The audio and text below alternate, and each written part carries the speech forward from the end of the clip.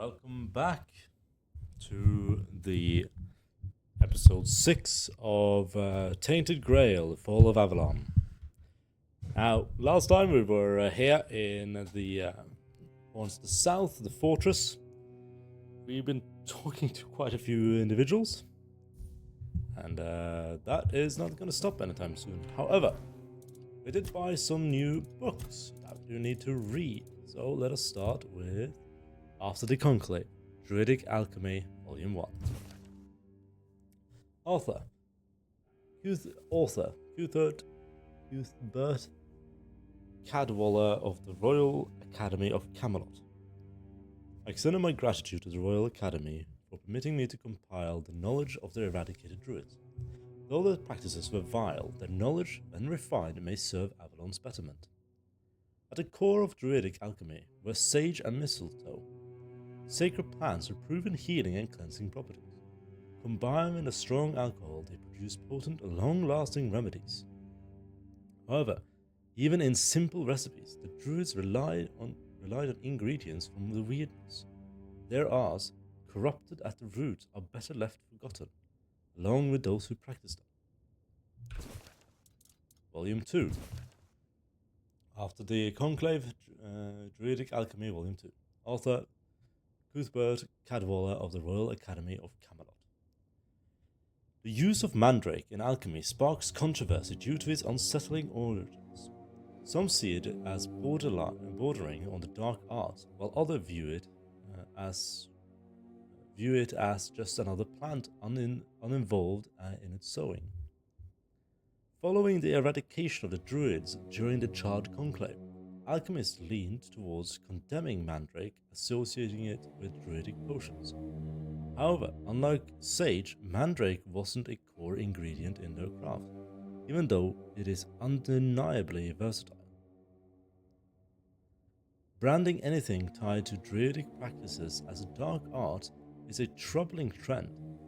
Many esteemed alchemists build their careers on mandrake-based potions, and such work should not fall prey to zealous purifiers of our craft. Pardon me, had to cough there. Alright, we also have one more letter, Ancient Scroll. All seekers of knowledge, heed these words. You have stepped onto, legible, that will lead you to the greatest treasure of all, wisdom. As you're preparing to become a vessel for ancient druidic secrets, intelligible, gather the following ingredients, intelligible. Knowledge you seek. Venison, onion, and cloves of garlic. Put them into a cauldron. Take those offerings to a sacred druidic site of your choosing, put them on the altar, and then wait patiently for enlightenment to dawn upon you. Okay. I guess. Yeah, okay. I guess that's it.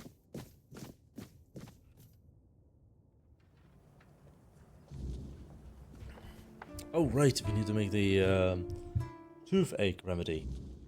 My apologies. Let's see. Toothache remedy. What am I missing? Carnation.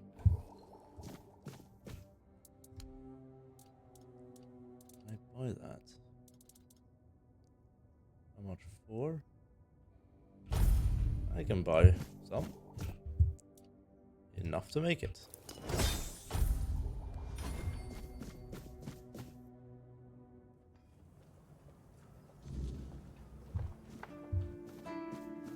Hello. Ah, you're back! How's the remedy? It is done. Here you go. Thank you! Ah, I'll finally be able to eat something. Here, take this as my thanks for your help. Menhir figure. Max health, plus 5 max health permanently. Yeah, we're gonna eat both of those. Makes a distracting noise. What do you think of the Horns of the South? A necessary lot, if you ask me. We used to keep the roads clear and the word beasts at bay. but some of my brothers act like they're gods in boots. Power does that to a man. How do the horns deal with the weirdness? With steel, fire, and guts. Not much else we can do. But the weirdness, it has a way of creeping past swords and walls. Can't fight what you can't see, eh? That's true. How long have you been serving as a keeper? It's been near 20 years now, give or take.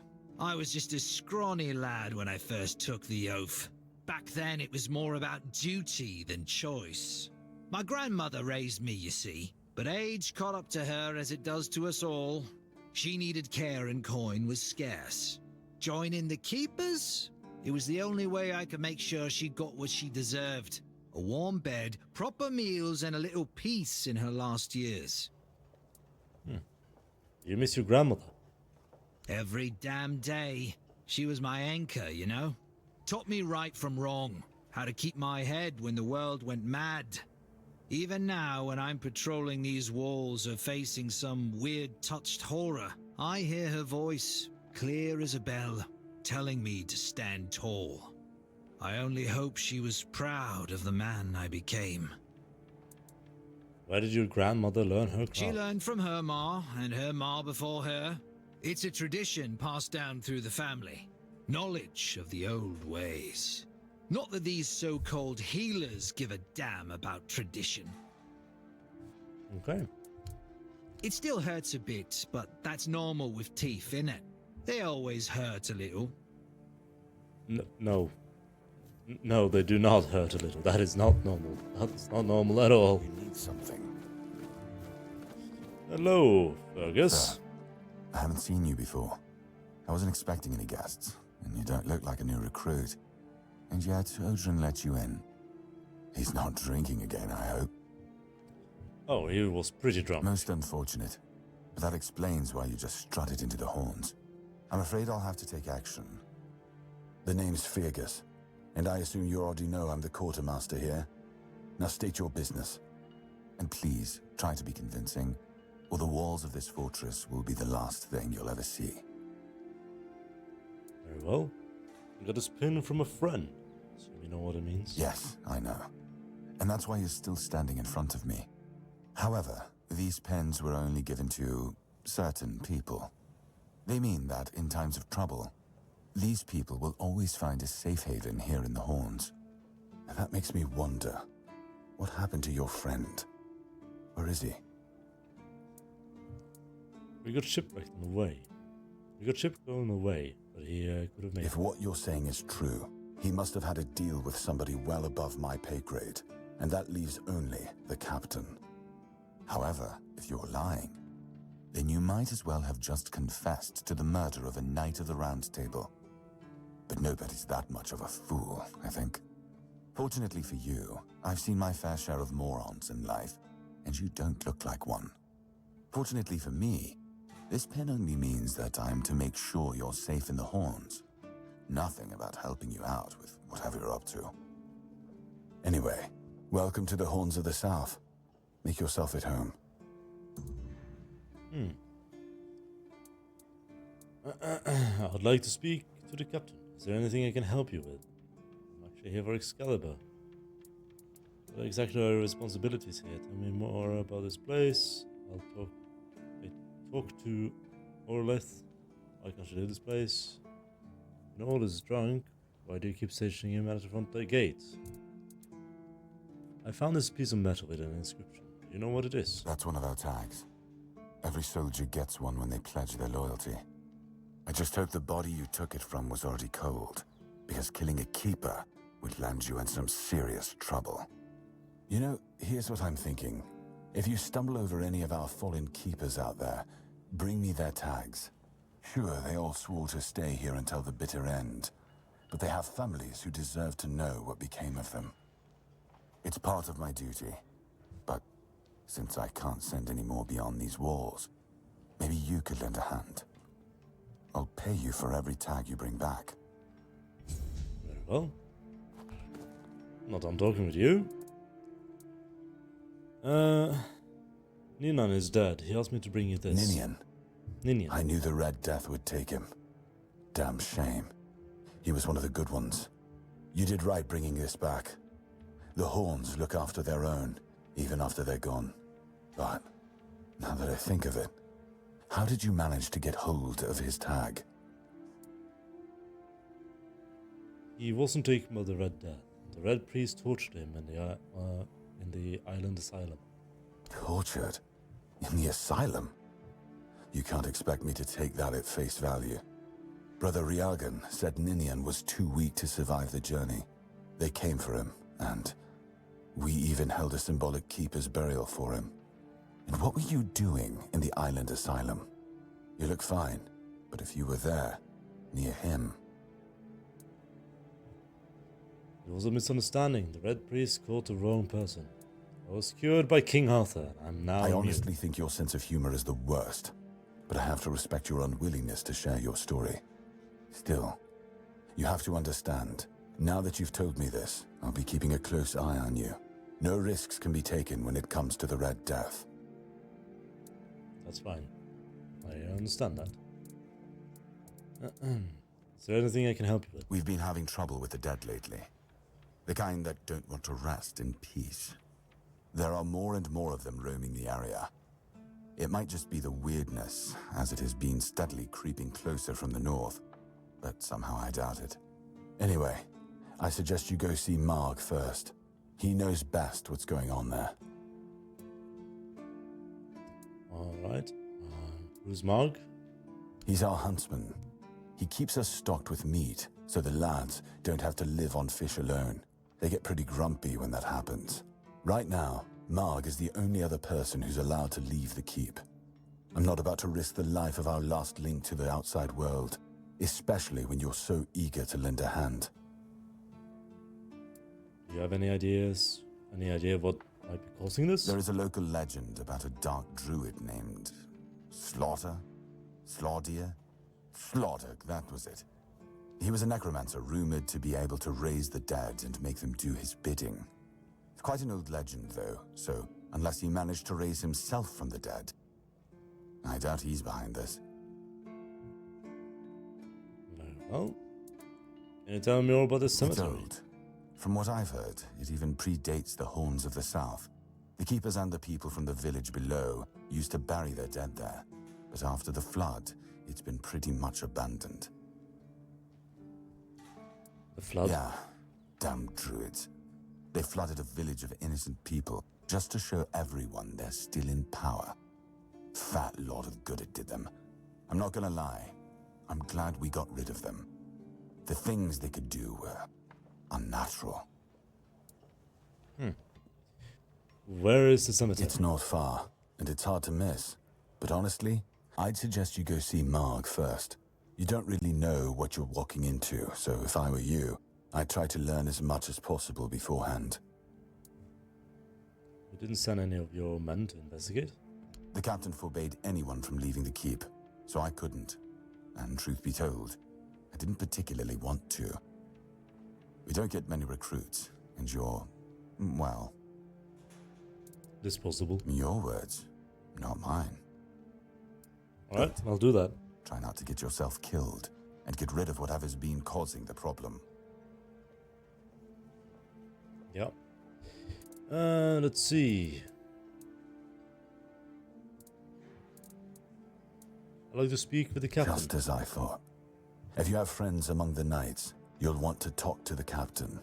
But that's not happening anytime soon. Why? Because I said so.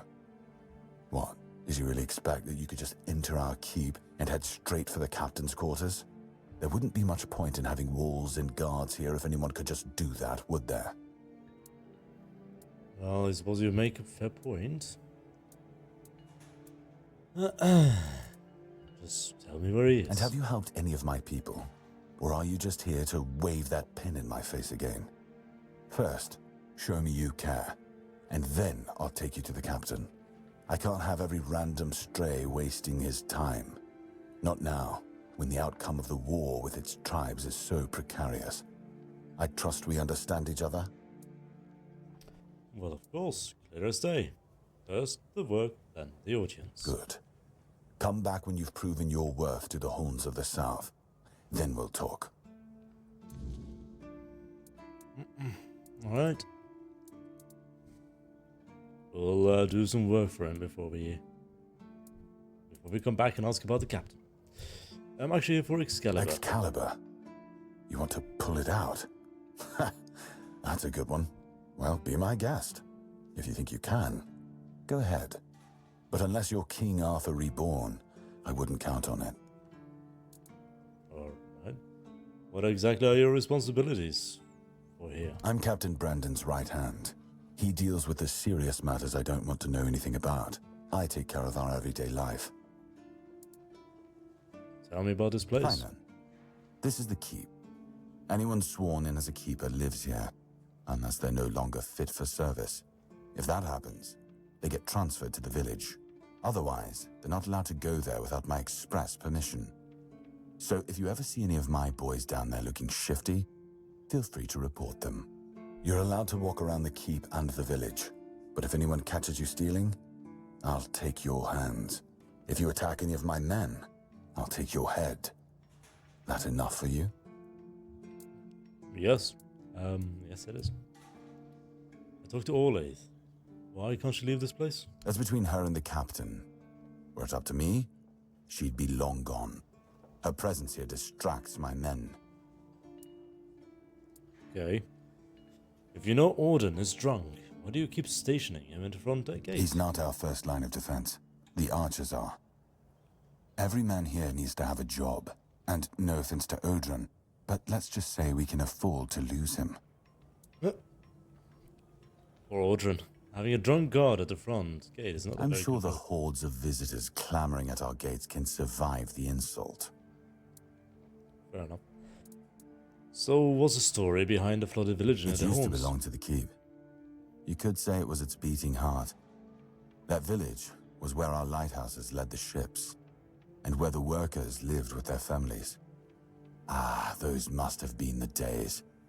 But then the ships stopped coming, and there were less and less new keepers, and the others left looking for a better life. Until, at last, the sea took most of it. Okay. Is there anything interesting left there? Depends on your idea of interesting. There's a weird statue with a gong, but I'm not sure how much of it is left. Other than that, probably just damp rubble. I don't know, ask Marg. I'm pretty sure he just sits there all day instead of hunting. No wonder we've been eating nothing but fish. So you just abandoned What it? else was there to do? There weren't enough people to live there, and nobody wanted to anyway. Not since the monsters started coming out of the sea. We wiped out most of them, but new ones showed up every now and then. Marg, our hunter, keeps an eye on the place. You can talk to him if you want. Will do. Thank you very much, Fergus. And, see you later. If you need rest, you can sleep in the barracks. It's no royal chamber, but it's better to sleep under a roof than under the stars, right? Especially in this horrible weather. Appreciate that. And now, where are the barracks? Barracks over here. I actually don't know what the barracks are. Kitchen! We needed to cook a terrible mother's pie.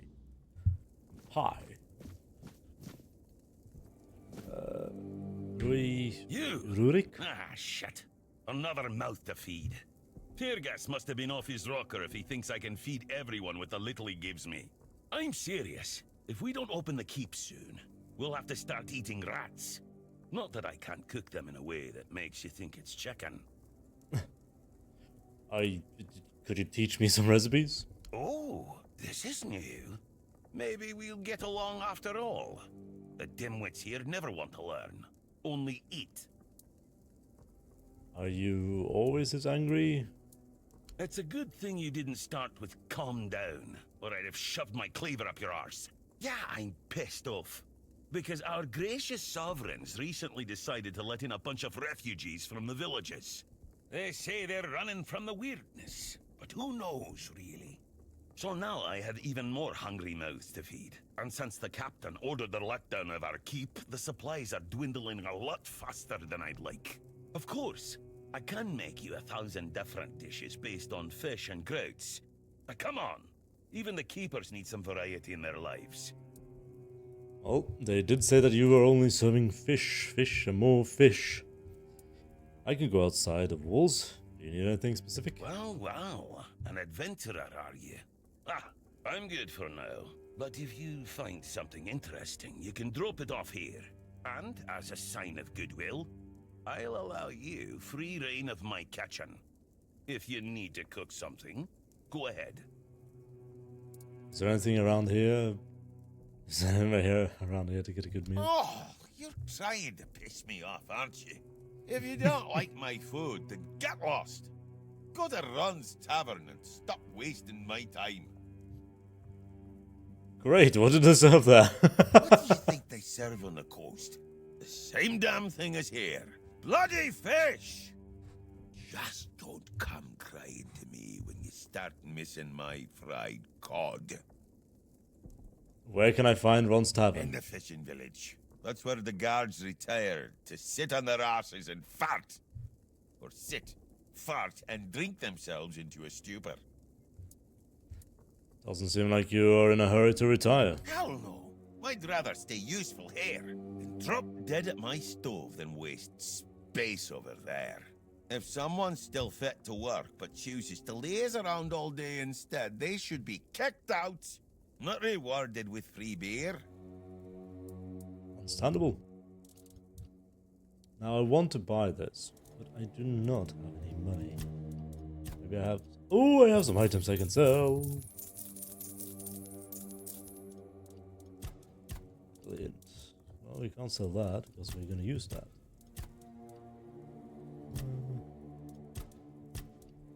Alright. We have 388. The Kraken. Or Southern style crab. We'll buy the Kraken recipe.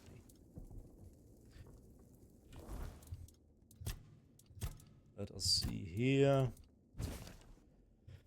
Culinary Madness with Rumpolt, Part 2. The Charm of the South. New Tastes and Discoveries.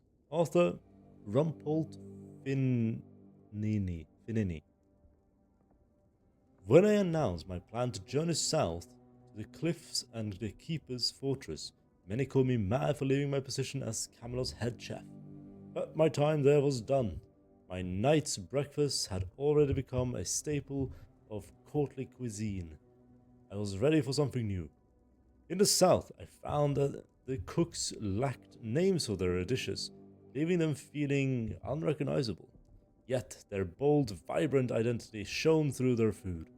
With some persuasion and shared drinks, they revealed the Kraken to me. Fish, crab, and berries. A dish as daring as the ocean's depth. Together we brought structure to their recipes, celebrating the South's essence, simple, bold, and universal. Every fruit, every vegetable, equal in their culinary artistry. Excellent. Let's see, he did give me permission to use this, so we are. And we're going to make Mom's Pie. The next one, I think we could just make some fish soup. Potato mash. Onion bun. Some onion bun. Have a nice day. He was a very nice chef. Now let us go give this lovely food, this tasty pie that only gives 15 health per 10 seconds. It's very terrible. There you go. Here is your pie. Yes. Still tastes like shit. Exactly how my mother would make it. It's just what I needed. What? Oh, don't get me wrong. I really appreciate what you did for me. It's just that every time I doubt my service in the Horns of the South, I need a reminder of why I enlisted. Get away from your mother's cooking. My mother wasn't much of anything, to tell the truth. She always said I was good for nothing and that I should be glad she even kept me. And every day she'd bring back home a new uncle. Many of those uncles like to kick me out of my own house when they were drinking and getting busy. Jesus. Then, when she'd sober up and got rid of an uncle, she'd bake me that pie as an apology. And it always tasted like shit. If the other villagers hadn't been feeding me, I would have starved to death. Hence the pie. Now you have a new family. What happened to your mother? I wouldn't know. When I left my village, I decided to never look back. So I just assumed one of those uncles finally beat her to death. Jesus. Well, thank you for sharing your trauma. Do you have anything more to say? No. Alright. Sometimes it's nice to just sit and think. Now, let us see. Do I learn anything from this? Seawall Firstfoot. He who first set foot on Avalon under Arthur's command. He who forged a path for the king and his loyal subjects. Glory and honor to the founder of the Horns of the South. Nice. I got 200 to level up. I also got a new Whisper. Now this is Excalibur. Don't know if you all remember, but we did see a small cutscene of it with King Arthur standing on the pile of bloody people, or bloody bodies, and he was holding this rather unique greatsword. That thing is massive. How big it? Nobody can use this. This feeling, it was so strong, so real. I remember now, the weight of it, the power. This blade was never just steel. It was a part of me. So Excalibur holds a piece of your soul? Why can't I draw the sword? A sword like that, it doesn't yield easily. It demands strength of body and of will. You'll need to grow stronger before it will choose you. Alright. Now Excalibur, if I try to pull it out... That went much faster than I expected. And apparently I just died. Oh, that was so stupid. That was so stupid. Alright. Oh! Oh, it's saved here! Oh, beautiful. Alright, so we got a nightmare of Drake the Ranger. If he tries to pull the sword now, he immediately dies. So he'll not try to pull the sword. Captain's quarters. Fergus said it would not be easy to just walk into the captain's quarters. Here we are, walking into the captain's quarters.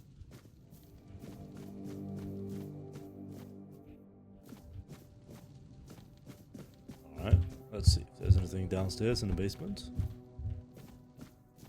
Letters. Don't really want to go around stealing if I don't need to.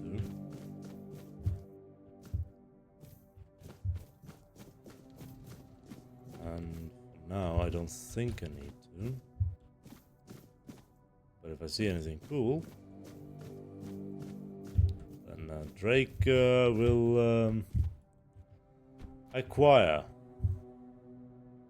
17 coins. Not really worth it. What is this place? So anything is, it's just storage. I guess it's just storage.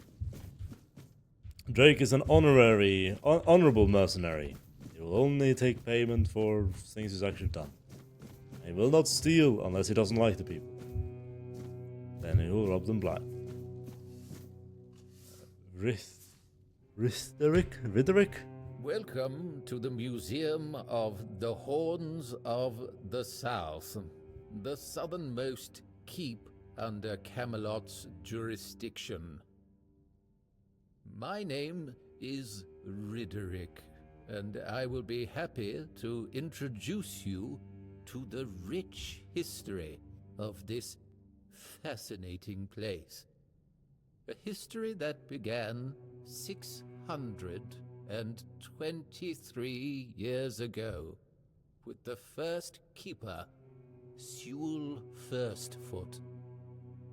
I'd also like to bring your attention to our numerous exhibits that are, as I like to say, inanimate witnesses of the history of the Horns of the South.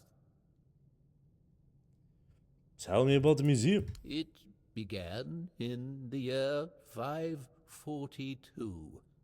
It is the crowning achievement of a group of keepers who were fascinated with Sewell Firstfoot.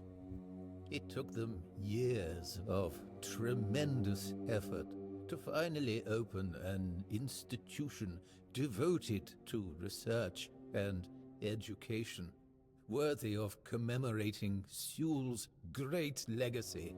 The first keeper of the museum was Gladwin Flanagan, who was personally appointed by Captain Berach the Black. Okay. Saval. I think I heard about him.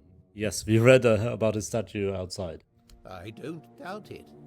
Since Sewell Firstfoot was a remarkable figure, well known to every keeper, drawing on available sources, we can claim with almost absolute certainty that Sewell Firstfoot was the first man who ever set foot on the island of Avalon.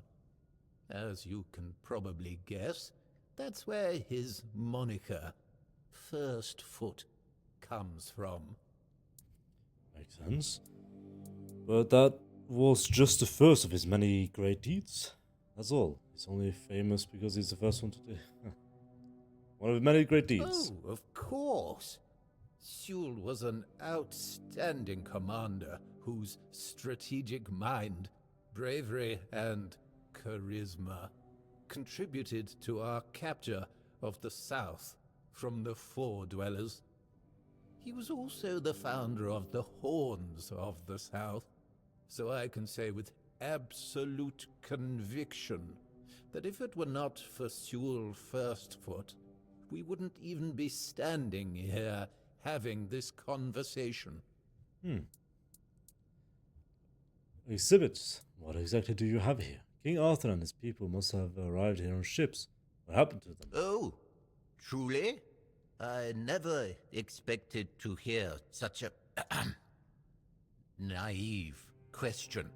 What do they teach you in those rural schools? Likely nothing, which would explain why Avalon is in such a deplorable state. Absolutely. But you are fortunate, for I never refuse access to knowledge to those who wish to expand it.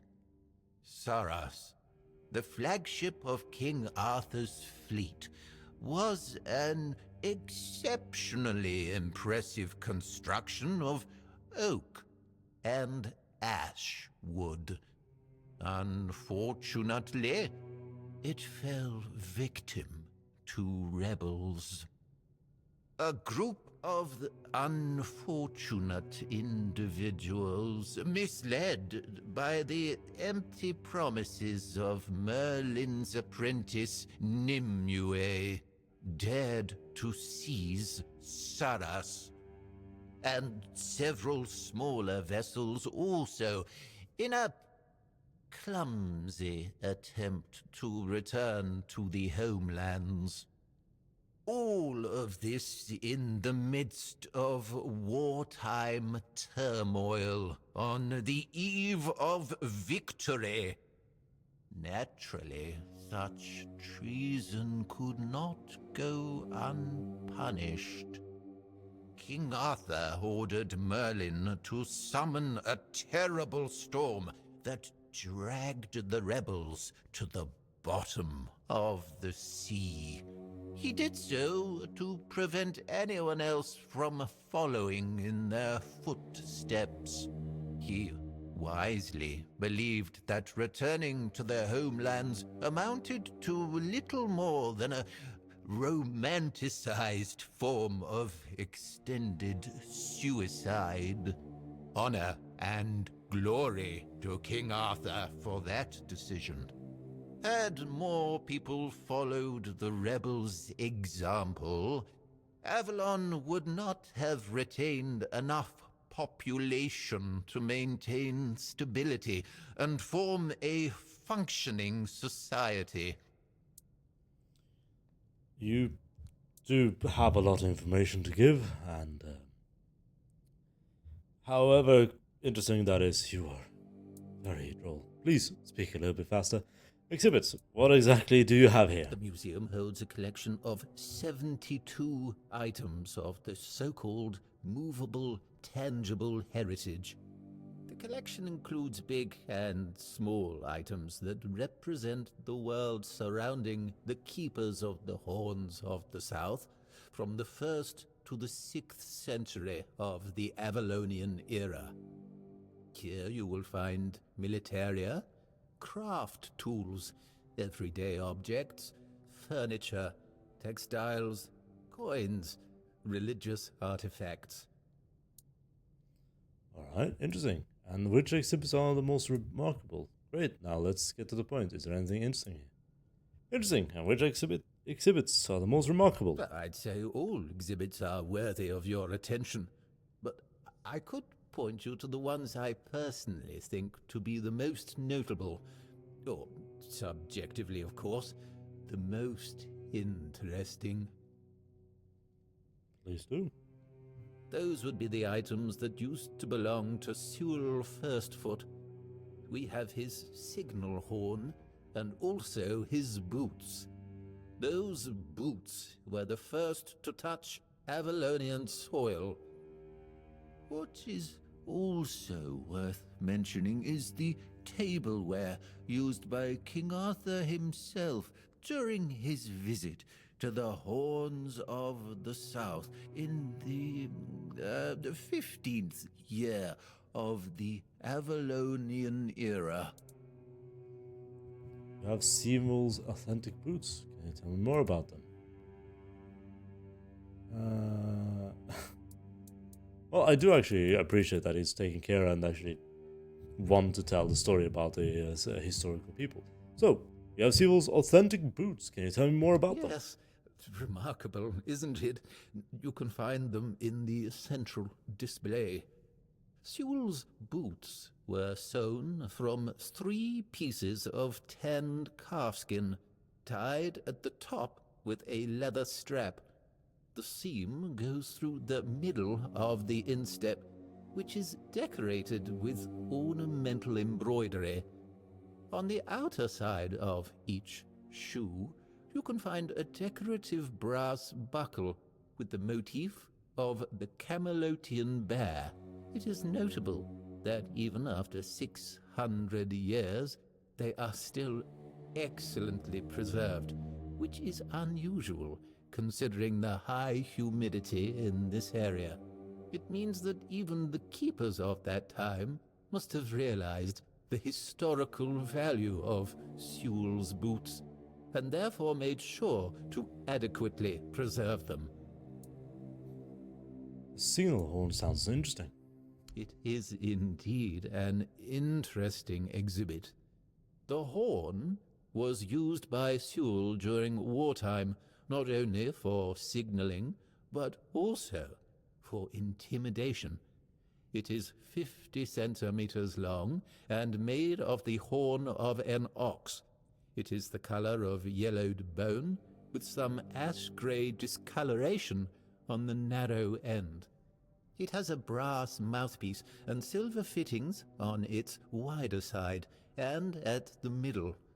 The shape of the fittings suggests that the horn was hanging on a leather strap, which unfortunately has not survived to this day.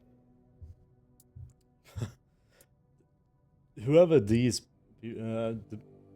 people who actually made this game actually take time to list what's actually interesting.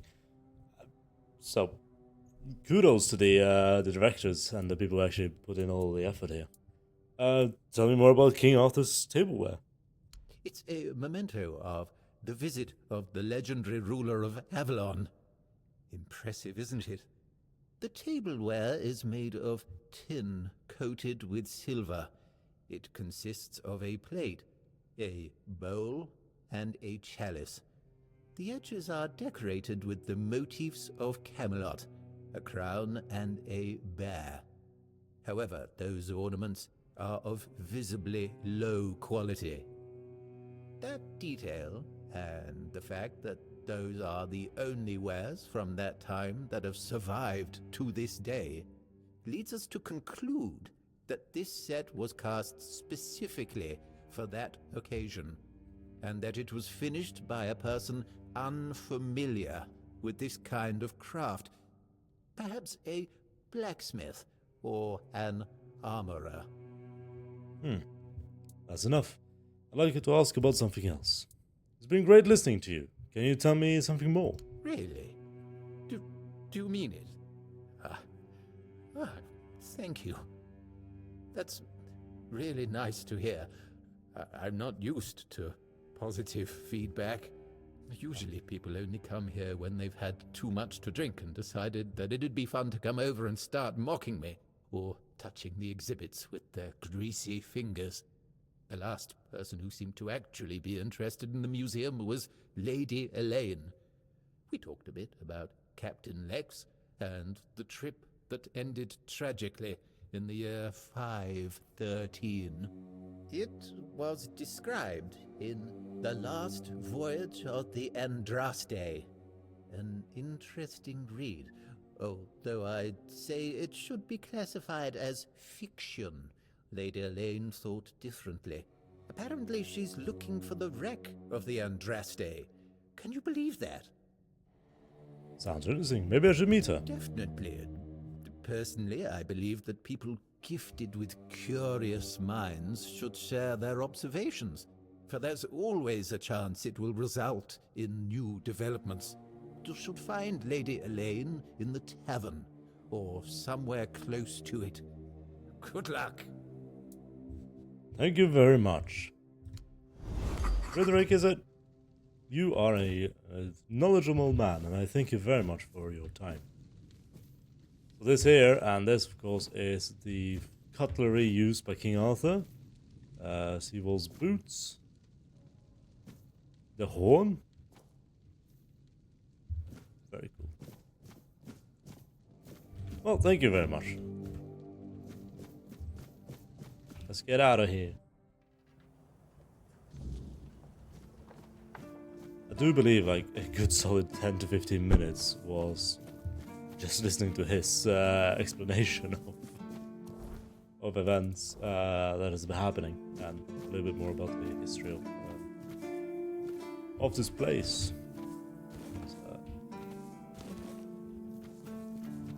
Good. Let's do a quick rest. I don't think I have any. No. Do a quick rest. Pick up some roses. See if there's anything to see here. So that's the sunken village. And that means the cemetery will be over there. Somewhere. Hello, Red Priest. Blessings upon you, stranger. May the word always resonate within your soul.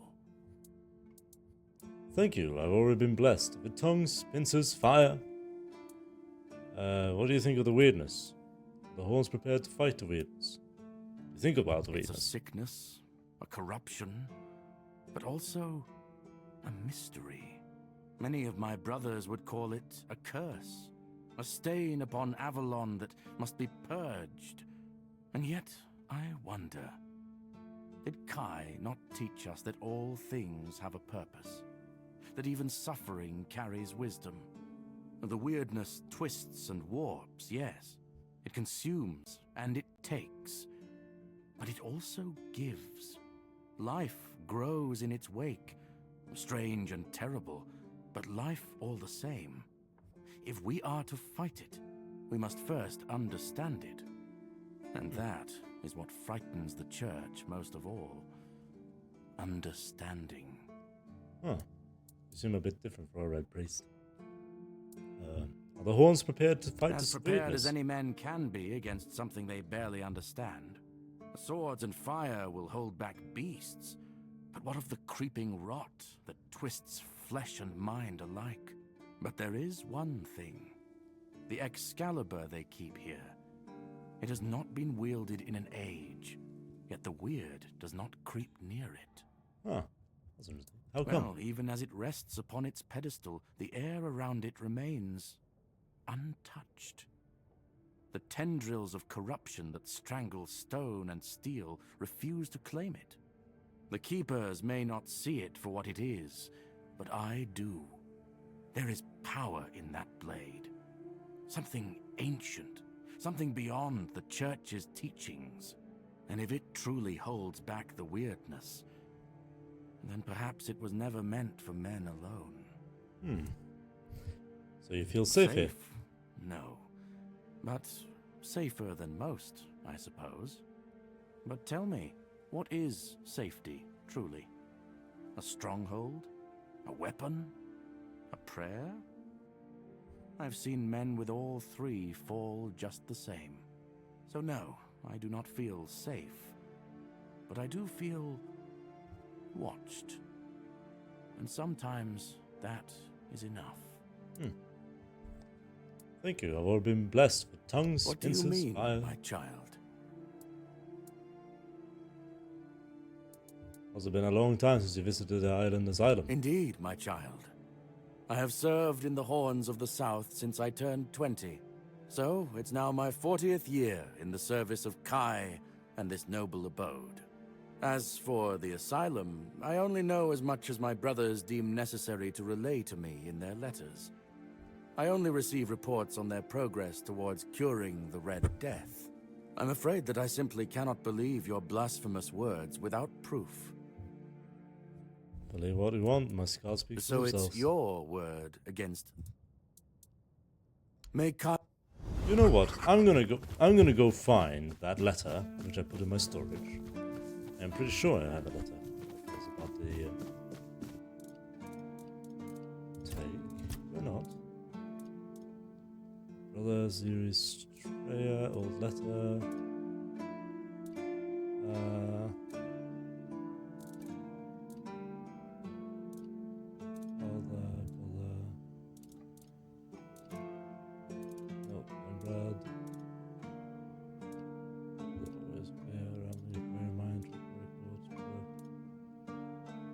The prior.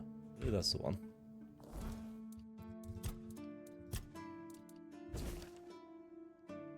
Yes, this is a letter to the prior. I need to deliver to someone in the church. I hope this is the right one. Blessings. Here's your proof. Is this Father enough? Leon. I knew him in my youth. He was my mentor. A truly devoted servant of the Prophet. Back then, he was already showing signs of being overly devoted, let's call it. He followed the word and the word alone, which might seem commendable, but it doesn't necessarily make for easy, everyday communication between brothers. He answered questions with quotes. Can you imagine? We never knew whether his faith was truly that strong, or if he was just mocking us. So, this letter, well, it doesn't prove much. It's true that it's written in a normal way, and not using quotes, but the seal matches, and the handwriting too, so I dare not question its authenticity.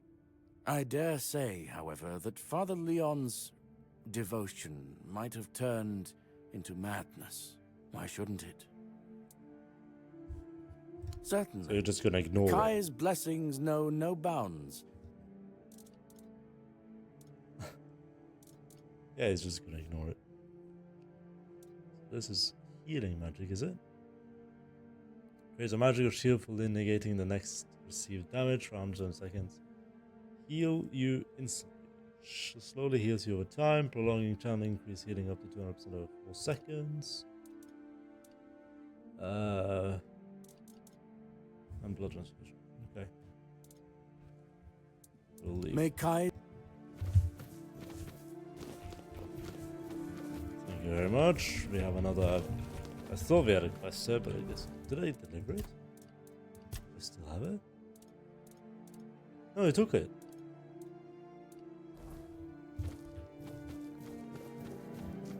I don't know, I hope it does something with it.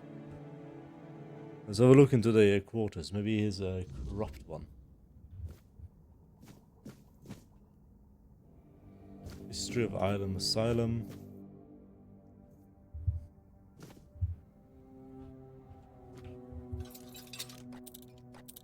Yes, we're looking for... Not looking for valuables, we're looking for information. I have reason not to trust the church.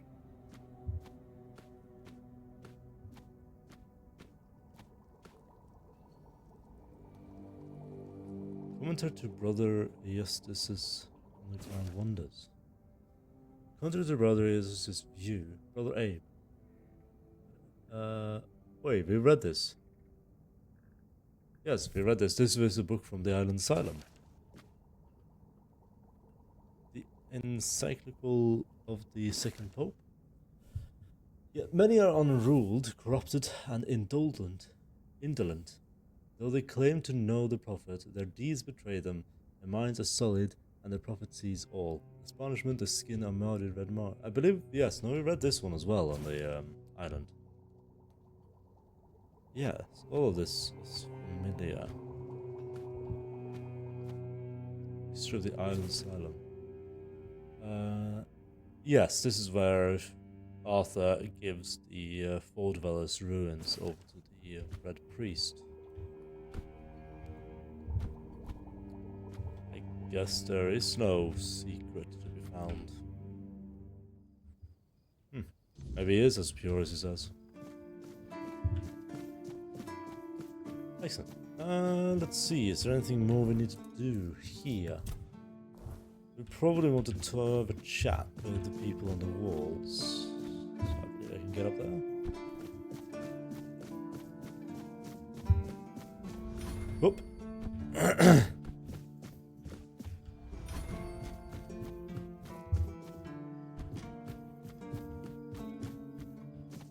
This feels like a D&D session.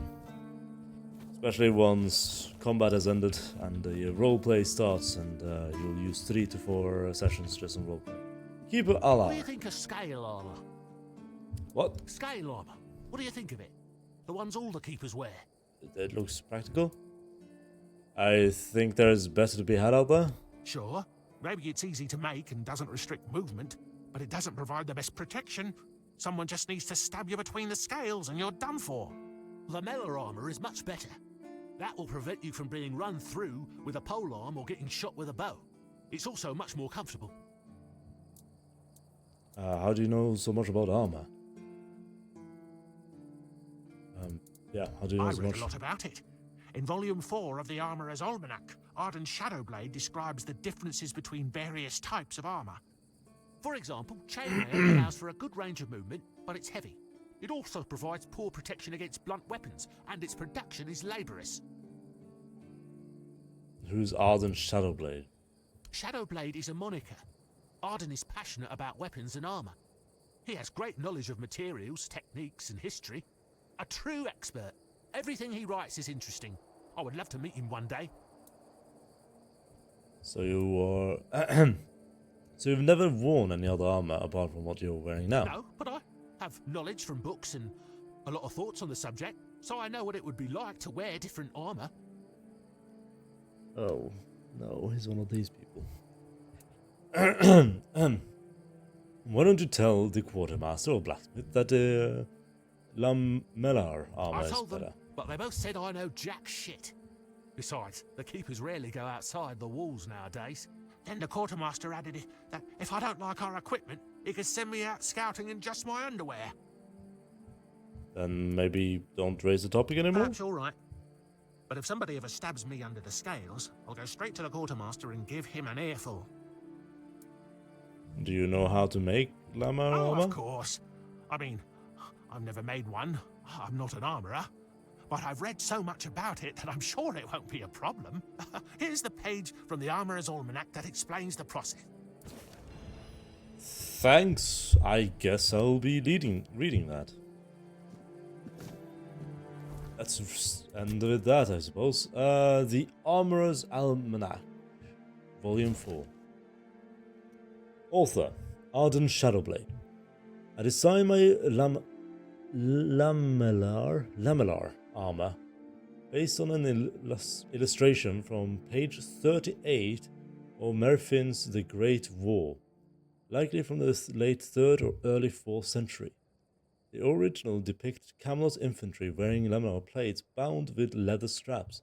I replaced the leather with steel, prioritizing chest protection. The armor passed my shooting test of 5 bolts fired from 10 steps. Only 2 partially penetrated. While some might criticize the steel tempering or the crossbow's tension, the results still validate the armor's strength. How strong was the crossbow? That's a very good question. Or the arrows, which type of arrows did you use? The design offers excellent mobility, likely even better in its original form. It's a part-scale armor in protecting against upward strikes, and it's faster to produce than chainmail or plate. And best of all, it looks fantastic. Alright, Shadowblade's Lamar armor. Let's go have a quick look at what we need for it. If it is as great as they say, we will try to make it.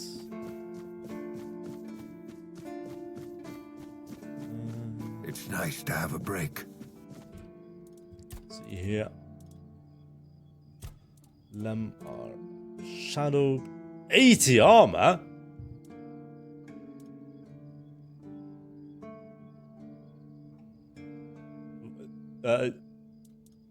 Wolf pelt and iron ore?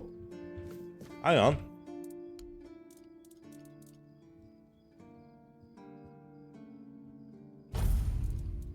Wolf pelt.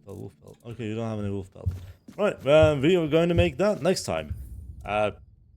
So, thank you very much for joining me on this adventure. This concludes episode 6, and I'll see you on the next one.